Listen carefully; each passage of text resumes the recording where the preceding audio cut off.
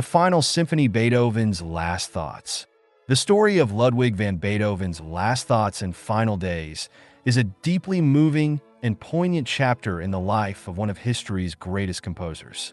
Beethoven, who transformed classical music with his innovation and genius, spent his final years battling severe physical and emotional turmoil.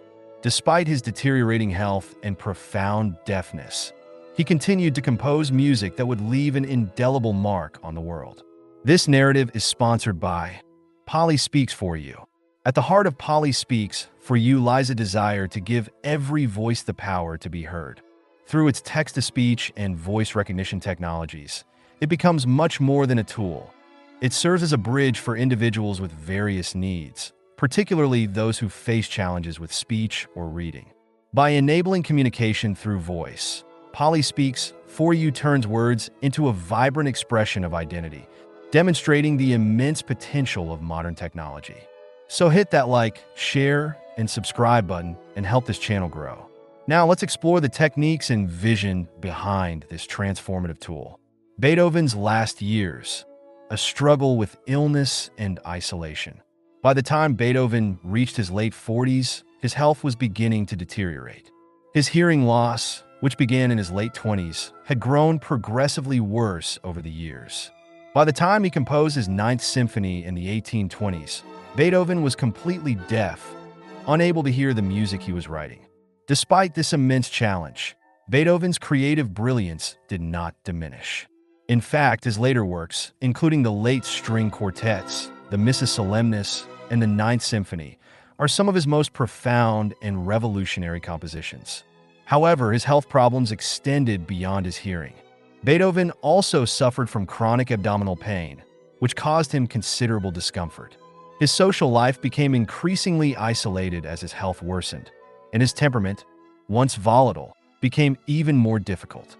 His relationships with family members, particularly with his nephew Karl, were strained, and Beethoven found himself alone, relying only on his music for solace. The recollections of friends and acquaintances. Much of what we know about Beethoven's final days comes from the recollections of those who knew him during his last years.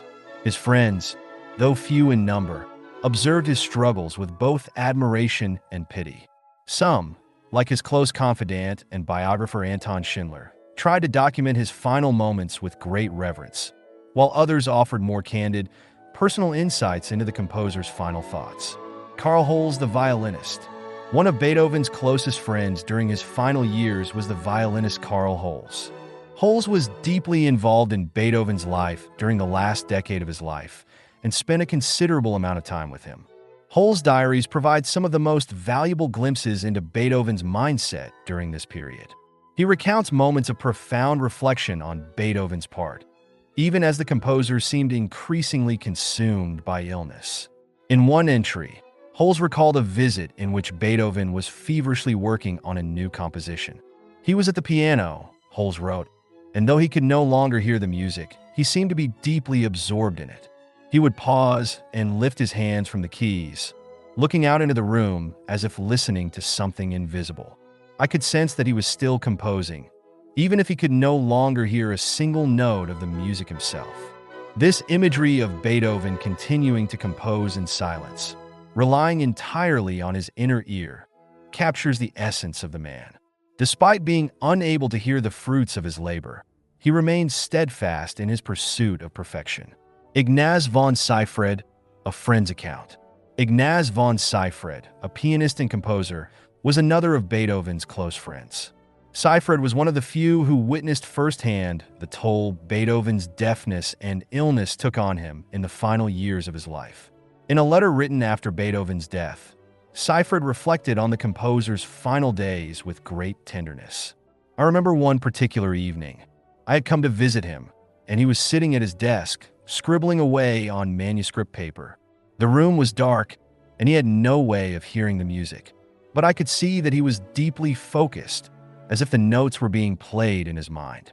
His eyes were wide, and his face seemed both anguished and determined. His illness had caused him such pain, but his dedication to his music was unshakable. Seyfried also recalled a moment when Beethoven spoke about his suffering, saying, It is not my body that hurts me so, but the inability to share my music with the world. This reflection on Beethoven's profound sense of loss, being cut off from the very music he lived to create, speaks to the pain he must have felt in his isolation. Beethoven's relationship with his nephew Karl. One of the most complicated aspects of Beethoven's later years was his relationship with his nephew, Karl van Beethoven. After the death of Beethoven's brother, he took legal custody of Karl, hoping to mold him into a successor who could carry on the Beethoven legacy. However, their relationship was fraught with tension. Beethoven was demanding and overbearing, and Karl, a young man who wanted his independence, rebelled against his uncle's authority. Despite these tensions, Beethoven's attachment to Karl remained strong, especially in his final days. Beethoven's last words to his nephew were not recorded verbatim, but it is said that in his final hours, Beethoven called out for Karl repeatedly, though the two were not able to reconcile their differences. Karl, in turn, seems to have been deeply conflicted about his feelings for Beethoven. While he was clearly affected by his uncle's deteriorating health, he also resented Beethoven's controlling nature. After Beethoven's death, Karl was reportedly in tears, but it was a mixture of grief and complicated emotions regarding the painful relationship they had shared. Beethoven's last words. Fact or fiction? The question of Beethoven's last words has been the subject of much speculation.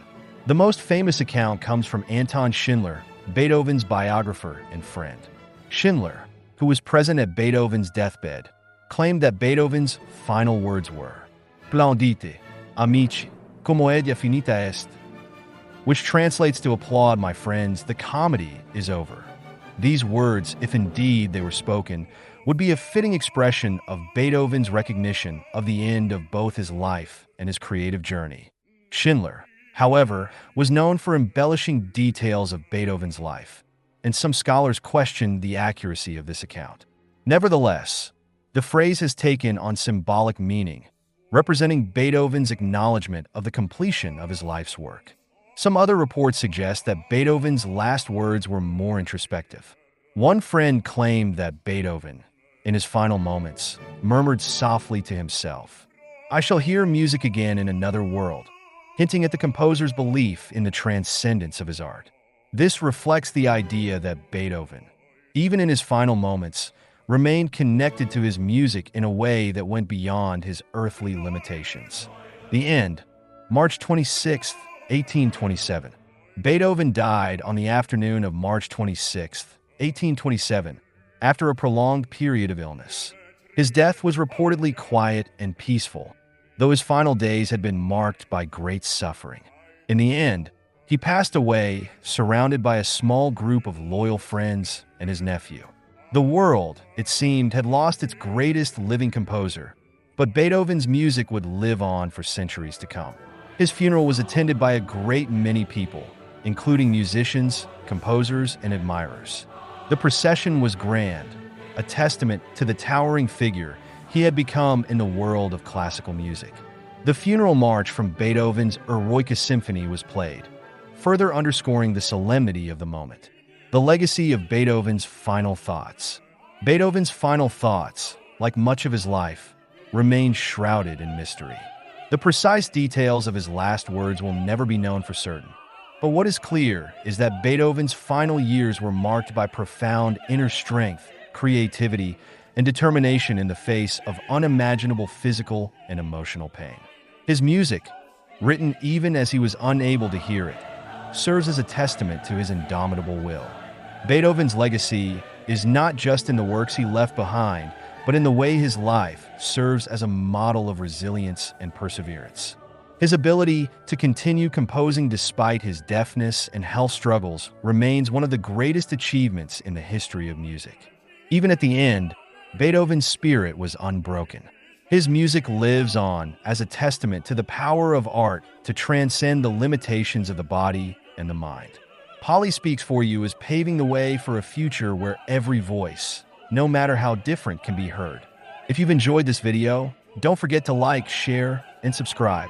To learn more about South Africa's leading accessibility software, visit www.polyspeaks4u.co.za and support this meaningful dyslexic initiative. Thank you for watching.